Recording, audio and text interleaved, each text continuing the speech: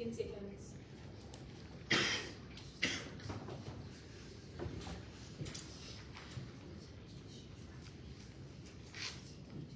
And that's it over.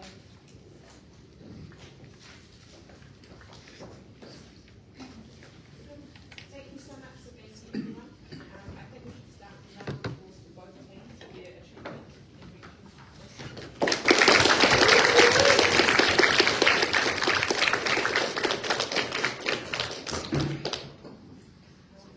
wonderful achievement as well as a great reward for the teams. Also, the massive fight during speeches and then deepening of noise after each speech. Teams, trying to and also thank all more gratefully for coming over. Expectations for both teams. We'll start today first.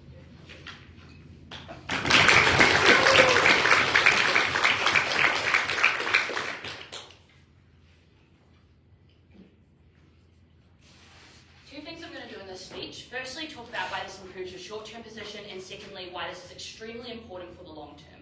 But before that, some setup. The first thing to establish is what are the goals of the Kanak. The first thing that they care about is obviously independence from France. That's their long-term goal. That's what they've always wanted. That's what they're working towards. I think that's fairly reasonable in the debate.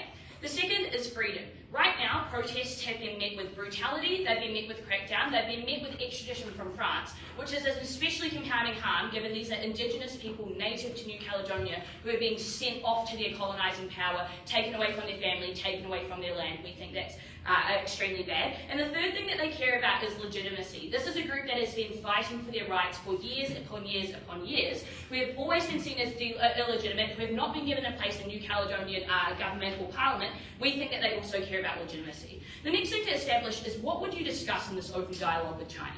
The first thing to say here is that you would likely ask them for international support in forums and international support in, international, big international meeting groups.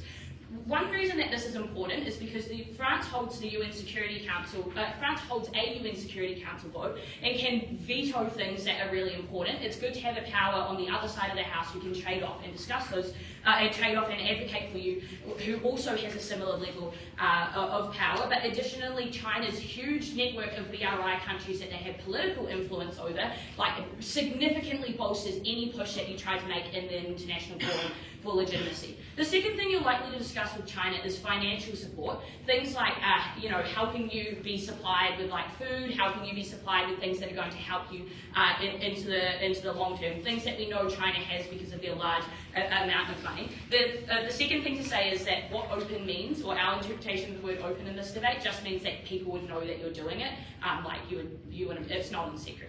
The third thing to establish and set up is why China is likely to want to help you. And I think the answer here is twofold. The first is that obviously China has an incentive to go against what the big Western powers are doing and to support a lot of these support a lot of these historically disempowered groups. And that's for the reason that having those connections helps them create an economic network. But the second thing to say here is that there's a specific interest in the Pacific and developing the Pacific network. We've seen China invest heavily all across the Pacific because we know that now China gets access to EEZs, now China gets access to military bases closer to the US and things like that. But the special benefit of New Caledonia as opposed to some of these other countries is that they are relatively closer to Australia and relatively closer to Asia than all of these other countries, which forms an important geographic corridor for China. The third thing to say is what does this team's comparative look like?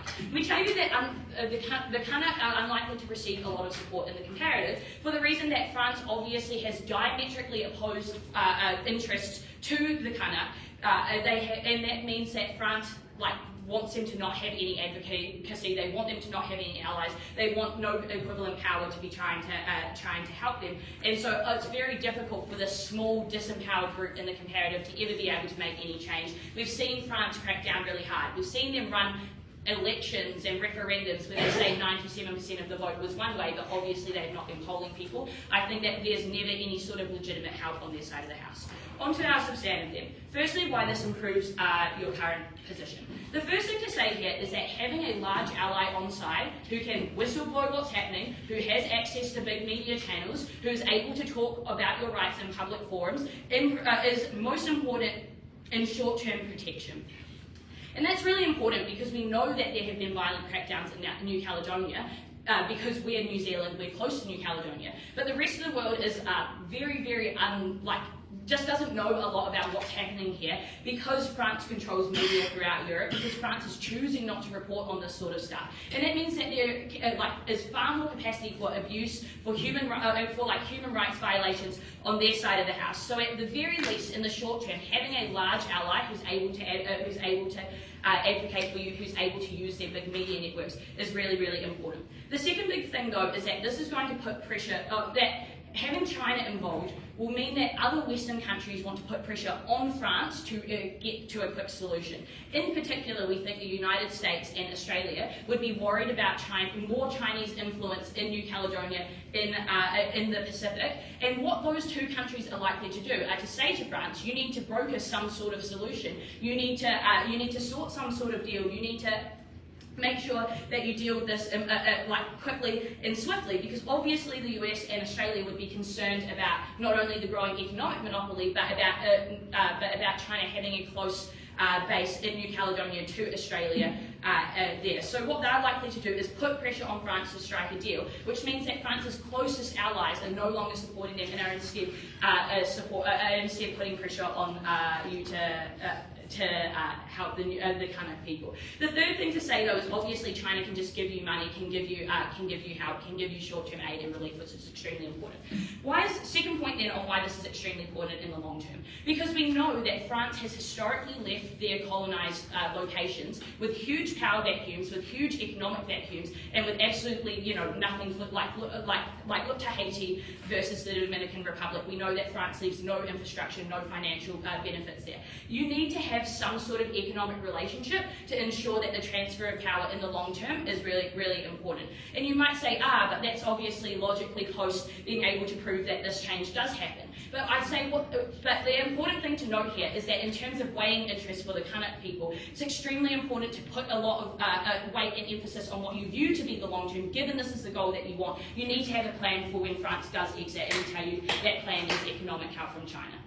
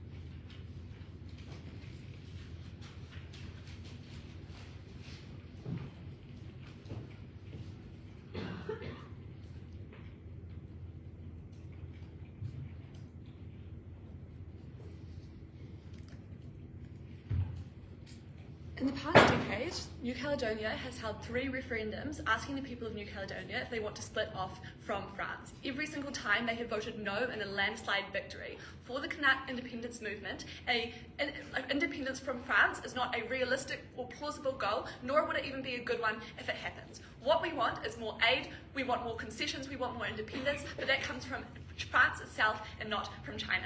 3 things in this speech. Firstly, some setup. Secondly, why we're able to secure a more favourable relationship with France if we don't approach China. And thirdly, why we think China would be a bad partner to work with. I'll integrate some rebuttal. Okay, firstly then on setup.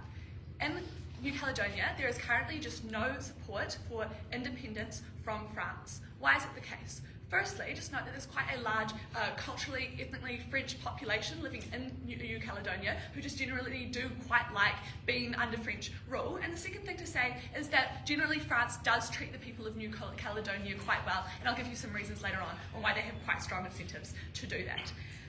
I think, importantly, therefore, this idea of brokering a deal of independence is not realistic or a good goal here, right? I think there would be huge protests if you suddenly are trying to achieve independence where 90% of the country does not want that. I think if that's the outcome that they might get, even though I think that's quite wildly unlikely, I think they just immediately lose this debate if that's the case. Okay. Why then are we able to secure a more favourable relationship with France? This looks like things like having more independence, right? So we're currently able to vote in elections in France, but I think we can have like greater power given to local governments who currently note in the status quo the New Caledonian people are able to vote for. It looks like having more aid, right? Which is obviously important, and so far New Caledonia is a fairly small country, a fairly poor country with few exports, and they rely largely on tourism, which in many cases in light of COVID, in light of air travel becoming more expensive all over the world, is not always that feasible. Okay, note just quickly, I don't think human rights abuses are a particular concern for the people of New Caledonia, right? They live under French rule. France is a Western liberal democracy. They have access to things like significant free media, that kind of thing. That's not really a concern. Okay, why then do we think it's structurally likely that France is able to secure the New Caledonia can continue to secure quite a good relationship with France? More further concessions, aid, that kind of thing. 4 things to say here. Firstly, note that France is increasingly has an increasingly left-leaning population, as we saw in a recent election. That means they are willing to do things like reach out to former colonial powers and former colonies rather, and ensure that they have sufficient aid and that they are treated well, and that they we are no longer implementing colonial rule over these people. Second thing to say is that there are a lot of culturally French people in New Caledonia, so obviously there is a concern. The people of France find it very easy to care about these people and to relate to them, and to want them to have good lives and live in a wealthy country. Third thing to say is that New Caledonia is quite a popular tourist destination for French locals. They like to go there. They like to have good relationships. They generally be liked by the people there and not feel like they're despised every time they go over. That kind of thing. And the fourth thing to say is that we see France is withdrawing from various parts of the world, like West Africa currently, and so that they have more wealth, they have more resources, they have more time and attention to be able to put into other parts of the world. We think that's really good. Why then does pursuing this relationship or pursuing open dialogue with China cut this off? I think this is pretty intuitive. I also think that's probably the case that the app is running. It obviously becomes much harder to sell it to the French people, right? That we are sending aid overseas and that we're granting people a lot of concessions when a power like China is seen as coming in. Also note that because New Caledonia is part of France, right? It is quite a direct breach on French sovereignty for China to start interfering there. Okay. Why then do we think that China is likely? So that is why we think that France is able to offer New Caledonians quite a lot of concessions, quite a lot of aid, which they think they are often in desperate need of. And we necessarily lose that when we have open dialogue with China. Why is that not worth the risk, and why is it actively harmful if we pursue a relationship with China? First thing to say is I think China has actually quite limited interest to pursue a relationship with New Caledonia, right? And to give them a lot of aid, a lot of help. 3 things to say here. Firstly, as Harper identifies, right, there are just lots of other locations in the Pacific that they are successfully pursuing relationships with at the moment.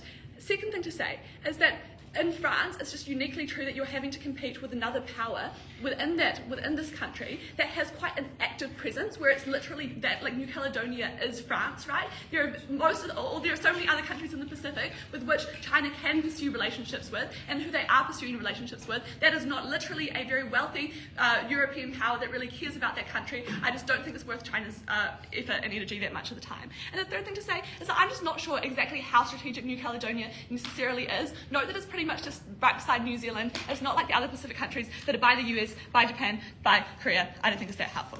Okay, why is this important in this debate? 3 reasons. Firstly, I think it's likely that China is not going to give a whole lot of support to New Caledonia. Note that initially, obviously, they have the incentives to just say they will, right? And to make it seem like they will, and to have big promises of independence and freedom. But probably in the long term, that looks like less aid than France is willing to give for all the reasons that I've explained. And the second thing to say is note that at any moment, China could have a relationship with New Caledonia, but then suddenly decide it's no longer worth their while. They can suddenly pull out. If things hit the fan in Taiwan, right, then they clearly just are no longer going to care anymore about New Caledonia and they'll disappear. And the final thing to say is support is likely to have major conditions, right, which means like things that literally do the state like probably more colonial than France has, given all the interests we've talked about. Things like building ports but requiring only Chinese businesses to use them. Things like having conditions that last long into the future and don't even achieve the independence that the people of New Caledonia would ever want.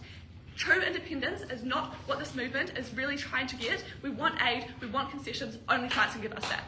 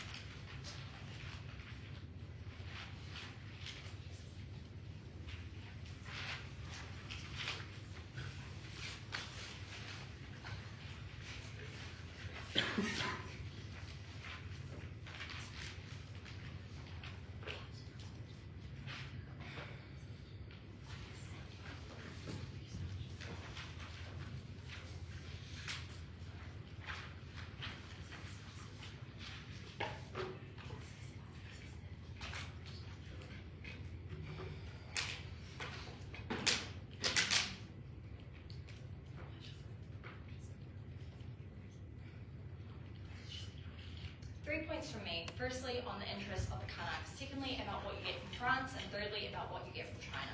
Firstly, on the interests of the Kanak. I think it is quite difficult to believe the negative team's case because they ask you to believe that indigenous people, group of people who are literally called the Kanak independence movement do not want independence, do not care about their sovereignty after they have been outnumbered by a colonizing power in their country, after they have been viewed as an unnecessary pest in a tourist destination, after they have been used in a region that has seen France nuclear test. That's abhorrent, that's disgusting. The referenda Abby talks about do not reflect this group because they are outnumbered by the culturally French people that Abby talks about. But even if you believe that case, they miss all the benefits about the minor political gains you get, the ways you get more votes in Parliament, the way you get some kind of representation that has been historically denied to these people. They miss all the short-term benefits about actually putting a spotlight on the shit France is doing when they extradite indigenous people to foreign countries and just give them no way to return to their homelands. Those are clear wins on our team that I think they just don't respond to and give us no chance to respond to their responses to. Second point, about what you get from France. We hear several reasons why France treats Kanak people well. I'll respond to each of them in turn. The first one is that the French population is increasingly left-leaning. The two problems with this are, firstly, we already tell you that the French government has incentives not to report on what's happening in New Caledonia to their mainstream population, which means it's hard to believe that this happens even if it's true. The second response is I just find it difficult to believe that a country that is so Islamophobic really cares that much about the rights of foreign people. The second reason we hear from them is the idea that there are culturally French people who live there and also tourists, and they really care about the locals. But this just doesn't make sense. If you care about tourism, you care more about making sure that destination is clean and pretty and beautiful, because this is an elite tourism destination where it's quite expensive to fly all the way there. You get people that are not sympathetic. Get people that care about cleaning out the riffraff so they can have a more beautiful place. Obviously, this is quite a counterintuitive mechanism. The final reason we get is that France is withdrawing from places in West Africa so they have more resources. Spend on the Paris Olympics and probably crack down on the Kanak people. I think this is not necessarily, there is no correlation with those mechanisms. If you want to believe them, it is hard to understand why the Kanak independence movement are willing to die, why they're willing to get tear gas, why they're willing to be extradited and risk losing their families forever. Obviously, that is a trade-off they are willing to make because there are serious human rights abuses happening, because France is prioritizing their tourist interests and prioritizing the wishes of a small colonizing population over local people. Because Kanak people live out of the main cities, so they are in the areas that are left behind and they feel disenfranchised with the way the government has treated them. But even if you don't believe in the clear human rights abuses that you've seen on the news, at your base, you should believe that indigenous people should have a right to protest about whether they have autonomy within their country. And that is important. The final thing we get from the negative team is the idea that they respond that Kanak people rely on tourism, and therefore it would be against your interest to sort of protest against French influence in your country. Three responses to this. The first one is that it's unclear where the benefits of this tourism go to Kanak. Obviously, if you are a French tourist, you're more likely to want to spend your money with tour guides that look like you, that speak your language more prominently, that speak in a way that you're comfortable with. But the second one, just think about the hierarchy of needs, right? Like, what is money compared to human rights crackdowns, compared to extradition, compared to being taken away from your land? But final response, obviously, in the far-off case that you do get independence eventually, China has a lot of tourists, and China has historically been really good at supporting that. Unclear why that's a reason to give up. Now, let's turn to what you get from China. Harper is very clear about the wealth benefits you get. You ask for international support at fora, which is important at the Security Council. You get all the political influence and backing of other BRI countries. You get massive media channels and influence around the world, putting a spotlight on the crimes you go through every single day. And you get financial support in the best case. We also give you two reasons why China is likely to help. They get absolutely no direct response, because they have an incentive to go against the West, because they want to develop their Pacific network. The two reasons we hear from the other team why China's not likely to help are firstly that China has a lot of other alternative countries in the Pacific that they can go to. There are three responses to this. The first one is that yes, this is true. China is looking to negotiate with various Pacific Island countries. But as a result of that negotiation, Western countries are also increasing their negotiations with those parties. For example, when China signed a pact with the Solomon Islands for security, the US reopened diplomatic negotiations with the Solomon Islands. You were talking about a increasingly there's a lot of interest in the Pacific Islands right now, which means it's hard for China to be able to actually secure an ally for sure. That is why they're hedging their bets. That is why they're looking at different countries. So I think there is a strong deal that if the Kanak want support, they're able to get it. But the second one is obviously there are so many reasons why you want to take this from France. There is a strong moral victory if you are able to take one of the French colonies and support the independence movement. You look like the good guys if you were able to draw attention to the work you were doing. But thirdly, there is no response to the specific stuff we hear from Harper about how New Caledonia is part of a unique specific corridor that is useful to all the goals China has in the South Pacific and the Pacific generally. So I just think this is not true. The other response we hear is that China will say they will help, but they won't help or they'll do bad things. Like, for example, debt traps and predatory loans. The clear response to this is everybody knows about those debt traps because that happened about 10 years ago and China hasn't stopped talking about Sri Lanka since. So obviously they are far more likely to want to improve their reputation to be able to actually make the most, to be able to enter into future loans with countries, to be able to have further diplomatic relations. But secondly, I just think the idea that they will be distracted by Taiwan hasn't happened yet, right? Like, Taiwan is still a goal, it hasn't actually happened. So at this point in time, China wants to help, China wants allies. This is something you should take advantage of. The final thing I want to deal with is they provide no response to the margin extending material we give you about how France, when they leave a colonized country, leaves them in shambles. They leave in power vacuum. They leave no infrastructure. They give you no ongoing financial support. In the event that you get the goal that you care about most, you should absolutely try and have some kind of backup, some kind of plan. Very, very proud to report.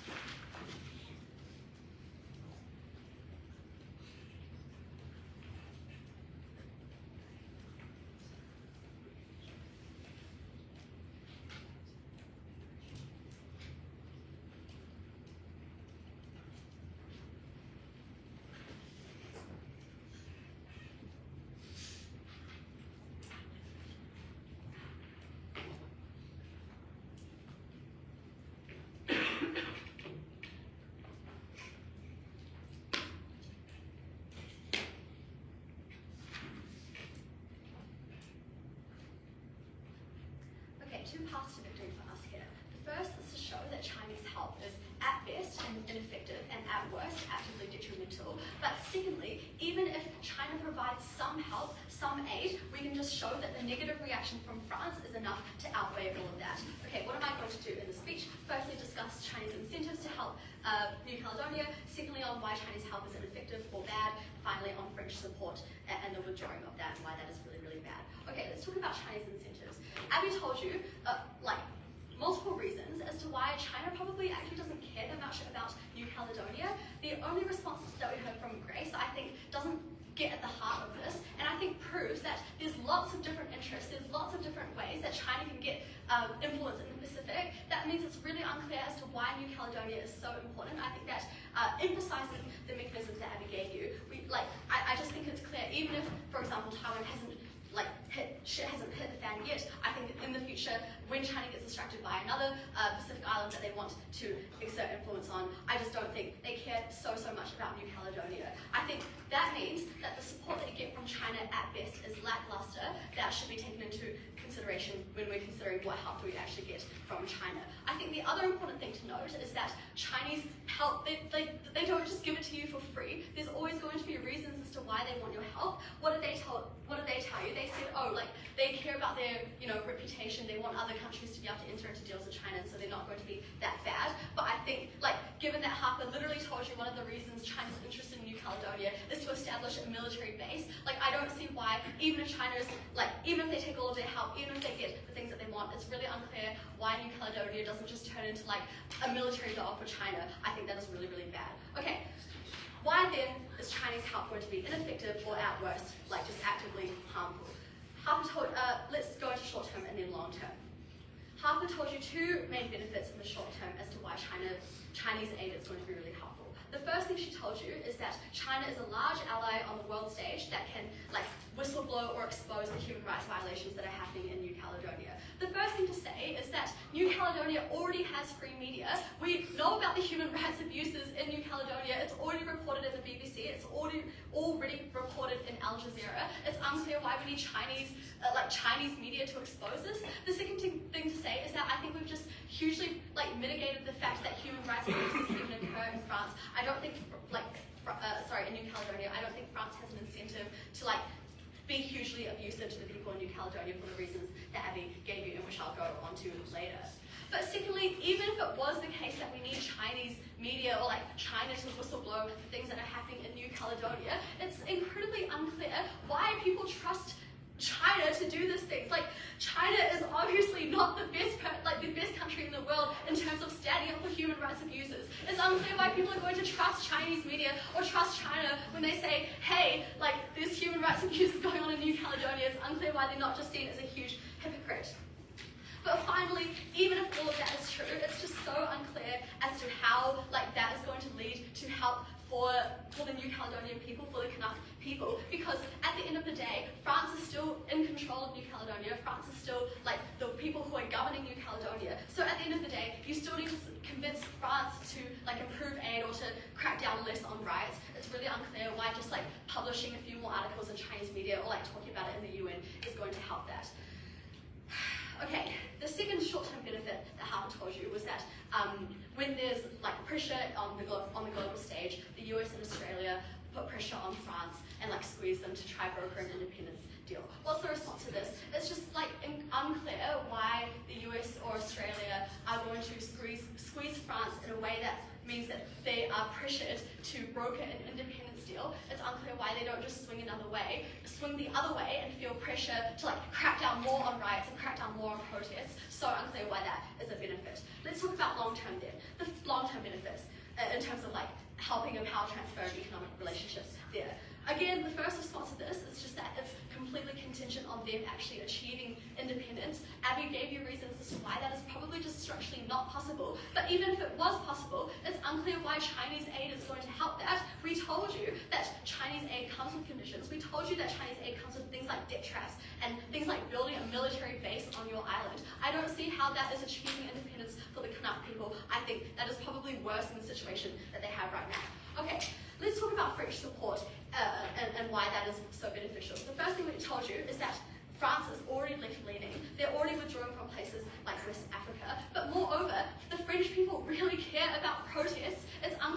they crack down hugely on protests, or why they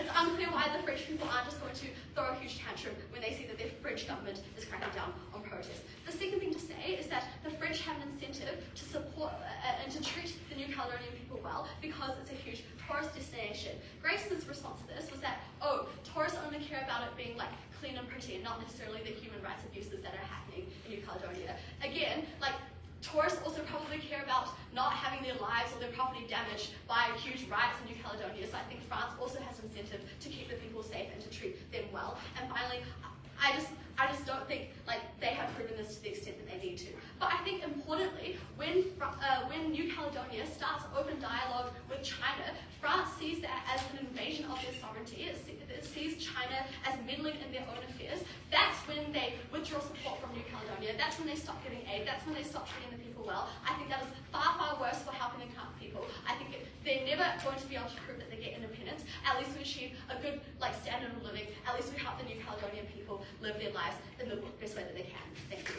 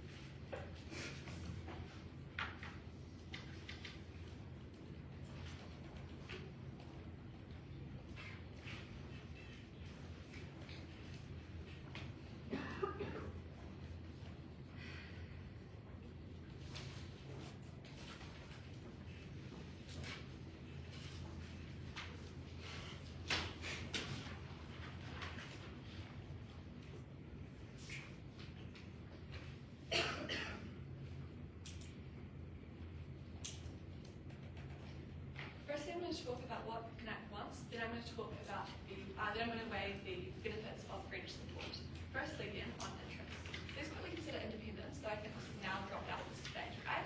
Even if China somehow persuades France to leave, and note that we have no conception of what this looks like, or how this is mechanized, or why they are likely to be successful in any way, considering France probably does have all the incentives we told you about to want to stay in New Caledonia. If they somehow are able to secure independence, that's something that 97% of the population doesn't support. I think that is blood on the streets. I think that is mayhem. I think this business has not been able to open for years. I do not know what independence looks like. I think it can only be bad. I think they can only lose on that. But we think that even if that is something that F cares about, I don't think that really looks like independence. I think they haven't even been able to prove that. Because if you compare the influence of a liberal democracy that is moving away from being colonial powers all over the world and has an interest in just giving the country aid compared to a country like China that wants to use New Caledonia for a geopolitical strategic military base, I think only one of those is colonization, only one of those is exploiting a country as only a means to an end. That is entirely what China is doing. I don't think that is freedom. CNAC does want independence. They will not get it. That's regrettable, but F can't win on that. What then do they want? Let's consider the different outcomes that F might try to prove here. I think Deborah's sufficiently dealt with this idea of the spotlight or media channels, right? We hear that France wants to cover up things that are happening in New Caledonia. I just think they've given no material on why they're able to do that in a country that essentially is France, that is a liberal democracy. We have things like 24 Monde, that are just not owned by the French government. We have things like the BBC and Al Jazeera. The French government does not own the media. It is unclear why that has ever been a problem. There is no problem to prove it. I think it was also sufficiently dealt with human rights abuses, right? And so far as we have the media, which seems to be able to put a spotlight on all these problems, and the fact that the French people generally protest, they do it literally every weekend, unclear why they really want to crack down on it happening in New Caledonia. What CNAC actually wants then is a couple of things. I think it's probably aid insofar as they care about the CNAC people, who are the poorer people in New Caledonia, and they want them to be wealthy and they want them to live good lives, because it is obviously something that you care about as a movement that cares about people, right? And they also want small steps towards independence. I think that's far more likely to happen from France. Let's just weigh the certainty of all these outcomes that we get from France. Note in the status quo, we are getting small steps towards independence, but we know for a fact that we are getting aid from France, right? We know for a fact that they won't suddenly pull out if they have other interests happening in the other side of the world. That means the country loses immediately the greatest source of revenue and is no longer able to function and is no longer to feed its people. We think the support doesn't have, we know for a fact the support doesn't have major conditions. We know for a fact France gives support already. All of these things are certain. I think it's not worth risking this for some speculative benefit that maybe China will care about us enough to probably just colonize us all over again. That's not something Kanak wants. Very proud to negate.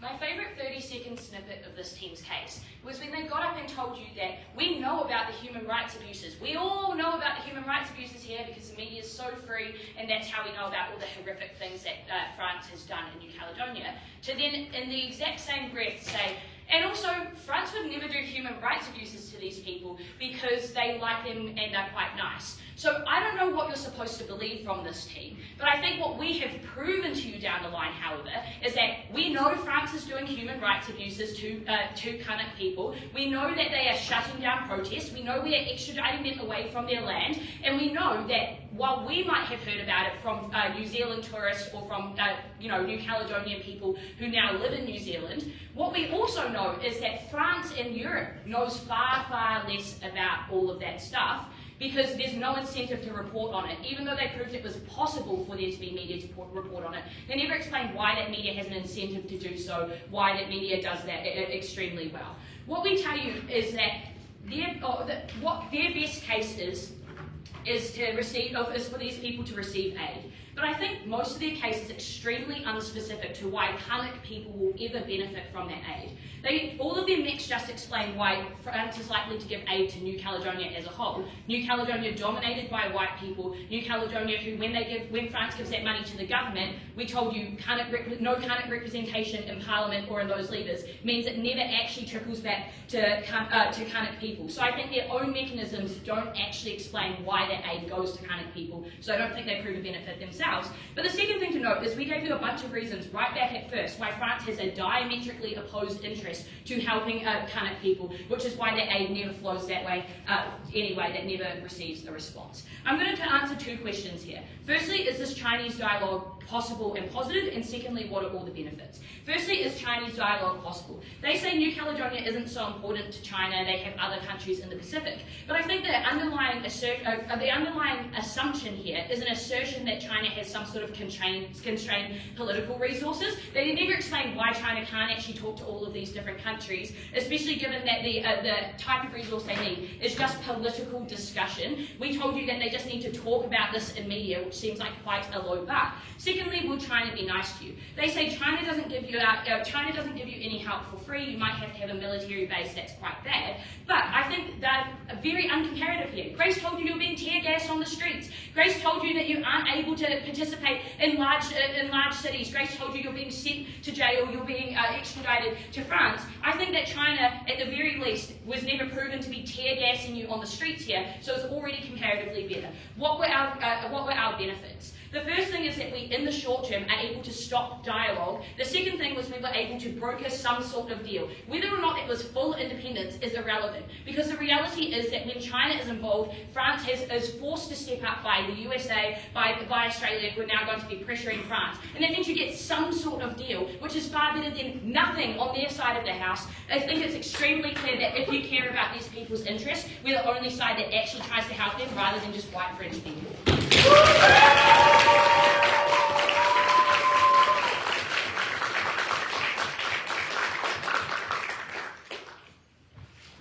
Thank you very much for the reply speaker. Thank you again to everybody in this debate and around the floor for all of them.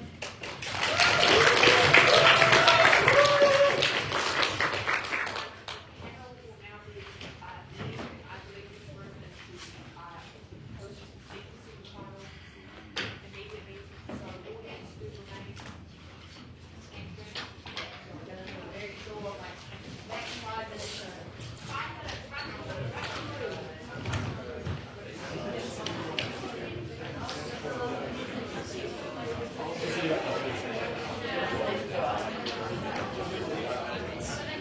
Thank you.